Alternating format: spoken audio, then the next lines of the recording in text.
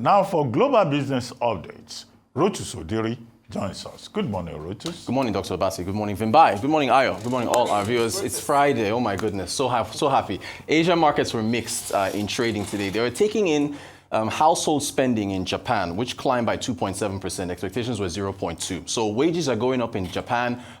Households are spending more. That is demand pull inflation. You're likely to see rate hikes from the Bank of Japan. Nikkei 225 responding, falling. They were also taking in India. Let's get to India. And the first rate cut since 2020, or May of 2020.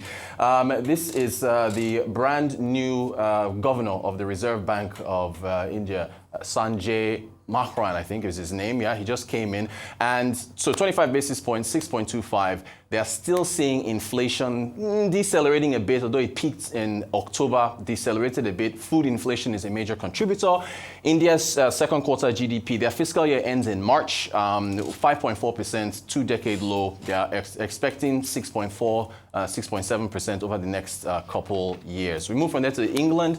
Bank of England cut rates by 25 basis points as expected, although we did get a downgrade on economic growth from Andrew Bailey. He's expecting geopolitical headwinds, as is the Reserve Bank of India, tariffs and the like, but he's also expecting higher inflation. Services inflation is still pretty on the high side in the UK, and the wages are also going up. Get to the US, and very interesting, the Washington Post is reporting that DOGE, the Department of Government Efficiency under Elon Musk, is feeding sensitive financial data from the Department of Education in order to seek ways to cut down on its spending. Anonymous sources are the ones that spoke with the Washington Post for fear of retaliation. And as you know, what's going on with US aid and the like. So they are planning on spreading this across the entire government using artificial intelligence, which will, again, be fed sensitive data in order to see where they can make cuts. And the irony of this is that we've got two lawmakers in the US, in the House of Representatives, one from Illinois and the other from New Jersey. Let's get to that piece here. So you've got Darren LaHood on the right from Illinois, Josh Gottenheimer on the left from New Jersey. Dr. Avati already previewed this, right? On DeepSeek with TikTok. They're essentially looking to ban it because, funny enough, they said because of sensitive data in the US. So I guess it's okay since Elon Musk is he an American or a South African? It's okay for him to do it, but it's not okay for the Chinese. Now, I'll keep in mind, Taiwan, Italy, and Australia have all banned DeepSeek for use on government devices. So, you know, not much of a surprise that the US is there. We'll see whether this follows through. Elsewhere in the US, we are expecting January jobs later today, non-farm payrolls, expectations. These numbers are expectations, 173,000 jobs. December was 256,000. Unemployment to remain unchanged at 4.1%. Average hourly earnings are expected to be at 3.8% year on year, 0.3% month on month. It's Friday, so we'll be talking technology. For Valentine's Day is next week. If you are still single, there's a new app out there that promises to have all types of conversations. There's no limits. In fact, the app actually speaks for itself. I should point out that this was targeted at me on my social media feed because I'm a man. So women out there, do not feel left out. There are also AI apps that have partners for you. Let's take a listen. I'm Batty, your personal AI partner. I can interact with you without any limits, anytime, anywhere. What is real anyway? I think AI will not displace humans. We're just a new existing. People often feel lonely, and perhaps my existence is meant to fill that void. A new era has arrived, and everyone needs an AI partner. Come and find me on this app.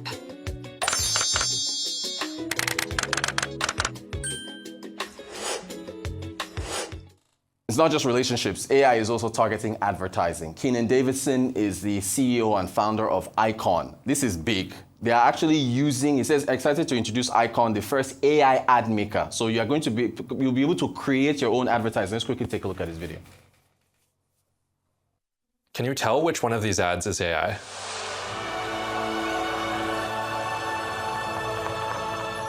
If you guess both, you're right. But did you notice that I'm AI generated too? Hi, I'm Kenan, founder of Icon. We're the first AI ad maker. Think CapCut, but for making ads with AI. Let me show you how it works. So step one is sharing your content library. Icon breaks everything down into small reusable pieces with tags. From there, we're going to write scripts based off winning ads.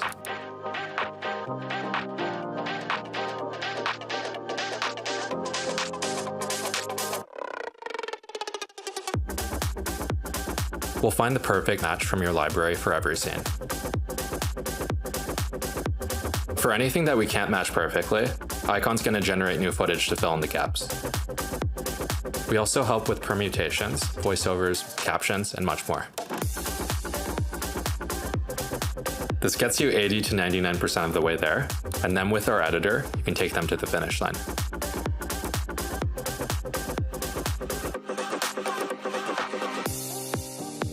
We're backed by Peter Thiel's Founders Fund, and brands like Emmy, Ridge, and Backbone are already using us to make ads.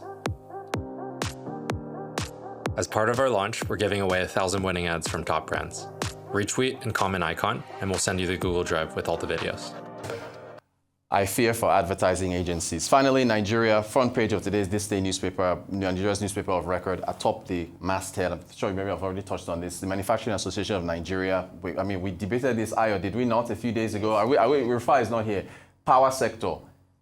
They are talking about the lack of technical and financial capacity. I say it again. You need to bring the money in here, and for the money to come into the electricity sector, they need a return on investment. That's our update for today. All right, well, so many things there, but I think the one that stands out is AI, Yes. of course. And as much as you're highlighting the potential, opportunities, everything does come with its downside, which is, recently there was a story of the young man who committed suicide after interacting with a character within, I don't know whether to call it an AI character or, with somebody on what do we call it? With an AI, right? Agent, so it's, there is that other side to it. And as regulators, are they moving fast enough? The technology is moving faster than anybody can even fathom what the pitfalls are. But Africa, this is new. It's new for everybody. And we really have a chance to hop onto this and also be part of this movement.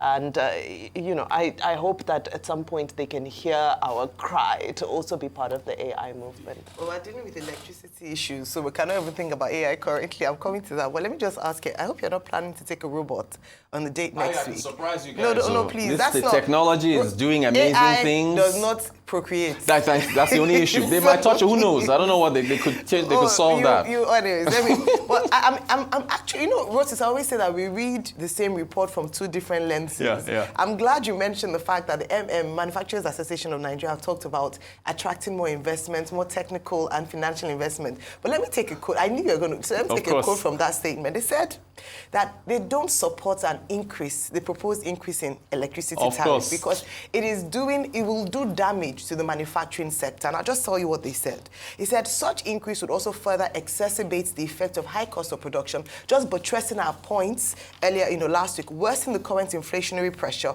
aggravate the pressure on the disposable income of the average Nigerian, increase the unsold inventory of manufacturers, erode their profit margin, increase unemployment rate, and lead to closure of more private businesses. How can you advocate for tariff increases when manufacturers are saying it would be doom for them? Okay, quick comment on interest rates. It looks like central banks across the world, are now reducing interest rates. I don't know whether that is because of Donald Trump, what he said at the World Economic Forum or not. But yesterday, the Bank of England reduced interest rates by 25 basis points, and also predicted that, growth will be reduced for the rest of the year. The projection for growth is 0.75%. And then, of course, all of this is blamed on Reeves' budget, Rachel Reeves, and our budget of, inheritance taxes and all kinds of taxes and all of that. Yeah, so good news, bad news coming from England yesterday. The European Central Bank also reduced rates in January 30 to be specific. You cited the example of India. Now, the report is coming out today that they too are reducing by 25 basis points. The first time in 5 years, and the first monetary policy decision by the Reserve Bank of India, led by Malhotra. That's his name, Malhotra. So this is the trend that we see in the world. Anxieties about economic growth. And then finally, in the U.S., the U.S. Postal Service decided to suspend meals from China, mainland China, and Hong Kong. But it has also reversed itself. Yeah. Now they are taking the measures. But the whole concern is about a policy called de minimis, which is about a central hold, which companies like Tang and Shemu have been exploiting to bring packages to the U.S. And, you know, some Americans are saying, look, they use that to bring drugs into the U.S., but it's been suspended now. You know, they've not given us any additional statement why they had that reversal within 24 hours. Indeed. Thank you very much. Thank you. Thank you. Yeah.